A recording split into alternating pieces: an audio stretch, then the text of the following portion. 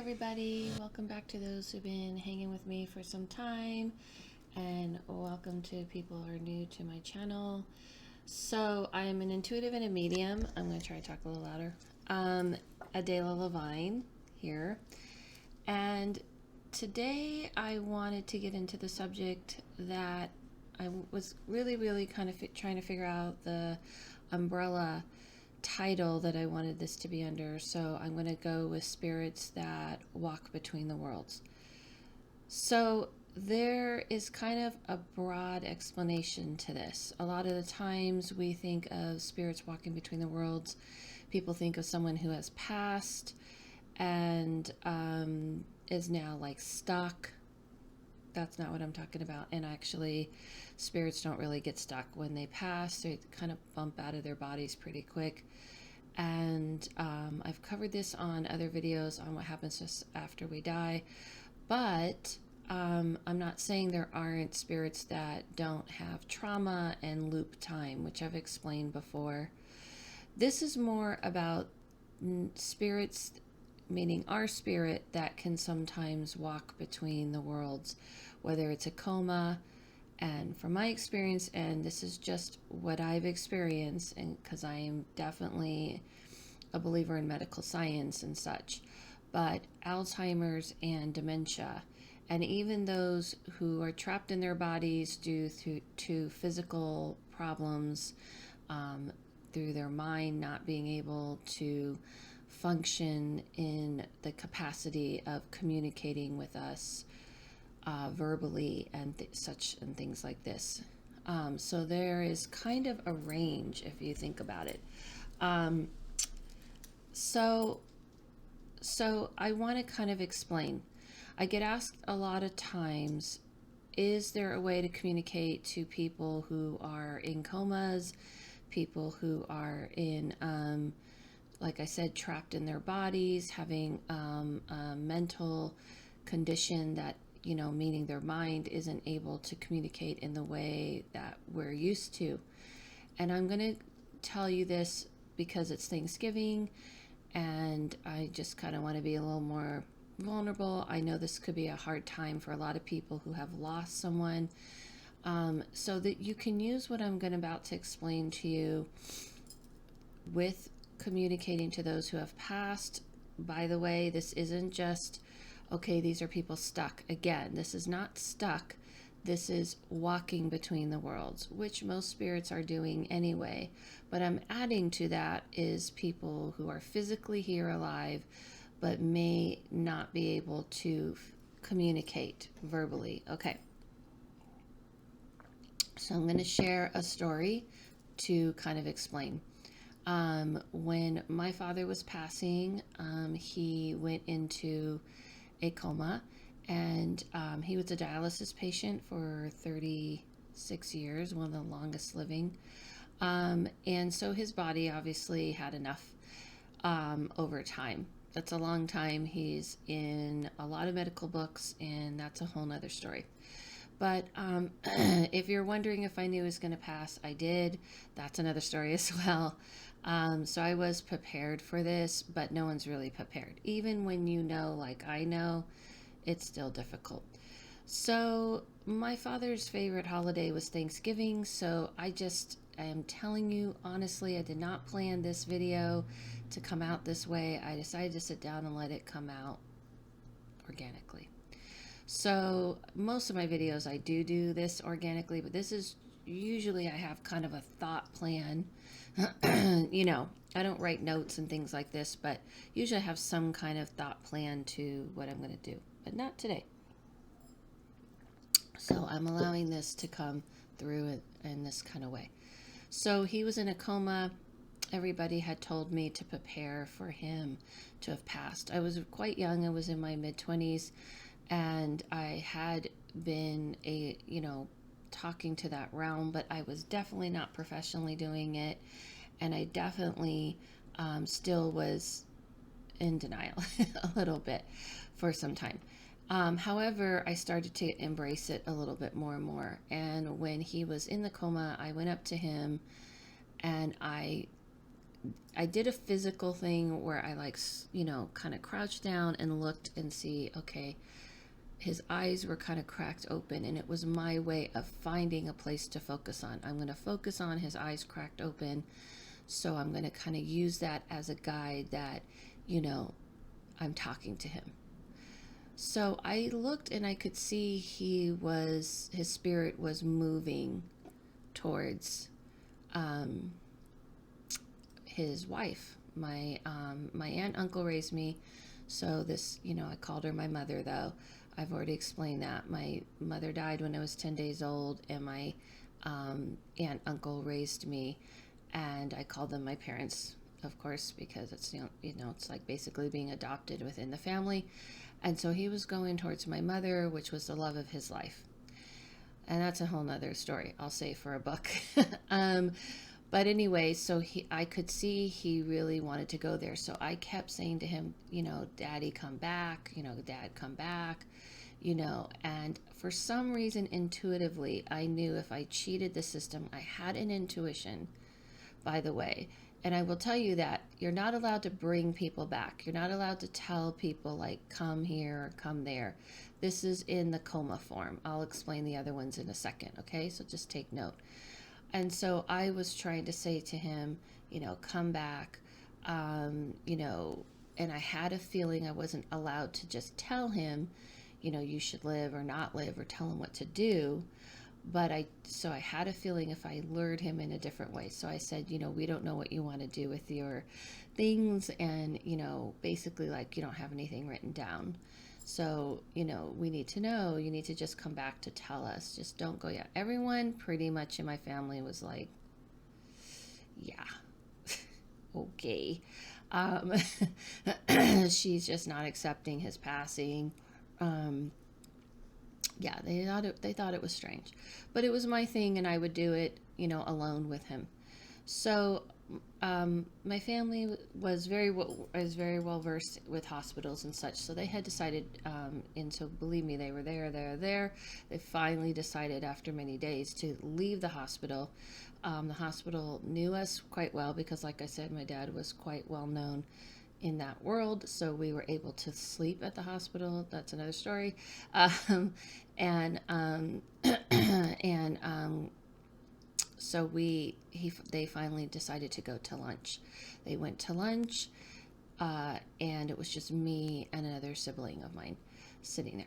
So all of a sudden, the nurses came running as soon as they left to the lobby, and I thought for sure they were going to say, because the way they were panicking, that he had passed.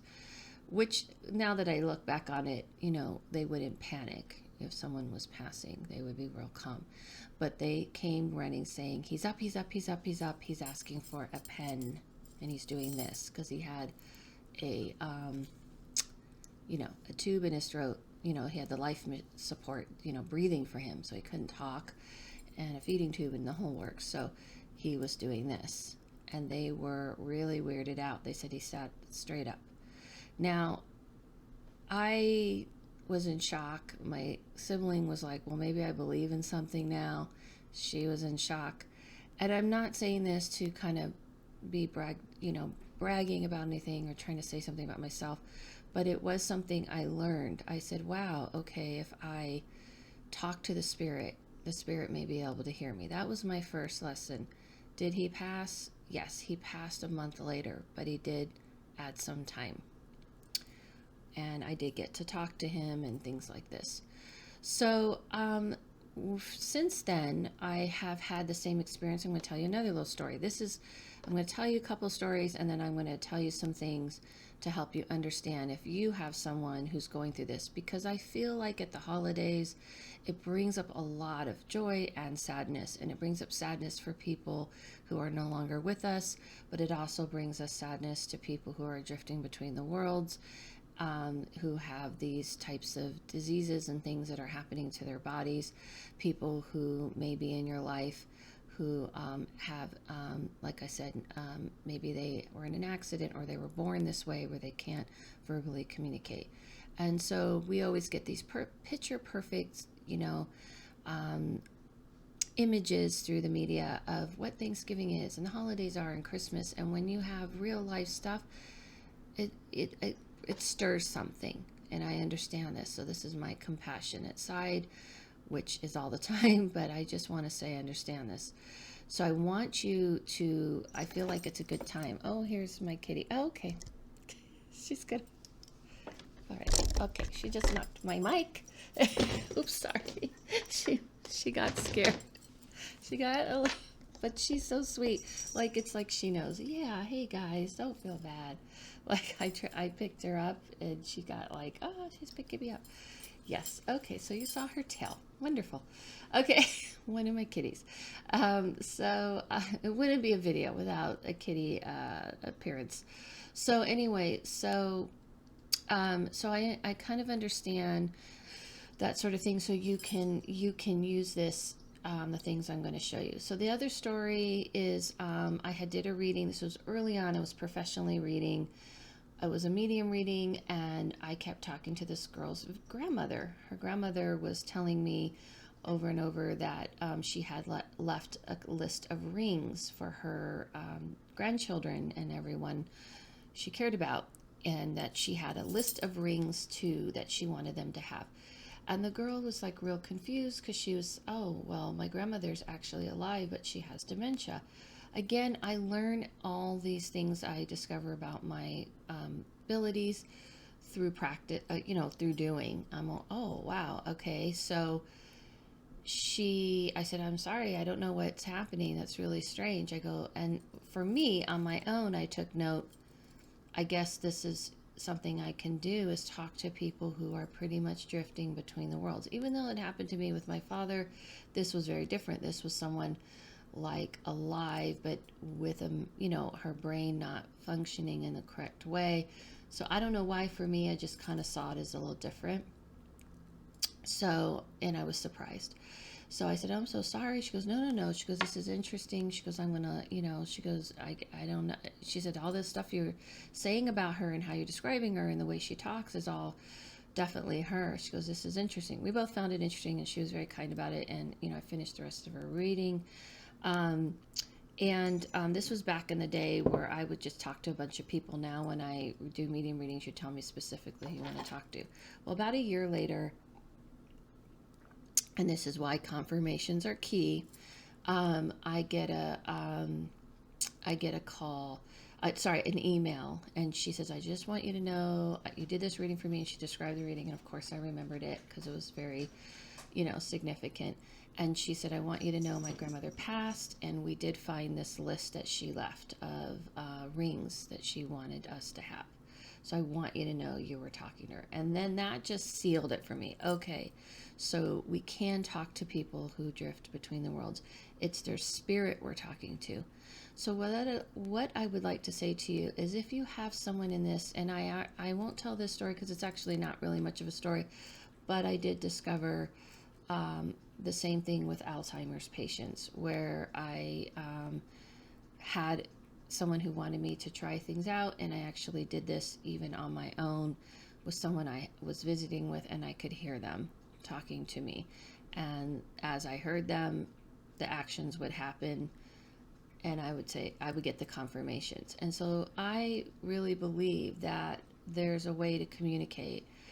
And honestly, when my mother passed, my aunt, and she was in a coma, I talked to her and I could see tears. And this is way back before I was realizing what I was doing. But I wasn't talking to her spirit, I was talking to her body. But even then, I felt like I just don't believe people are fully gone like people think, because there's the spirit, which is kind of, if you look at it as kind of the electrical board inside of us that is still online, so to speak. Maybe the actual computer, the actual, physical, way of getting this out to people, the vessel isn't operating, but the circuits are still running through, so to speak. But I'm just going to say this in a spiritual form, because I always try to be very practical and grounded, but in a spiritual way. I definitely have done this several other times. people who have asked me to. And when people are in these positions, I can hear the spirit talking. You can do the same. If you have someone who's going through this at this time, if you have someone who's just having this disease, if you have someone who you feel is on their way out, talk to their spirit. Talk to their spirit. I have several other times where people have asked me to talk to spirit, and then I encourage them to talk to the spirit of the person, and they've seen something different. They can hear you. So just the same way you're talking to the spirit of people who have passed. People ask me all the time, how do I communicate with this realm? You talk to them and you let yourself feel what you're getting in return. And let yourself, if you want to write it down, but you find a way to make it tangible for you.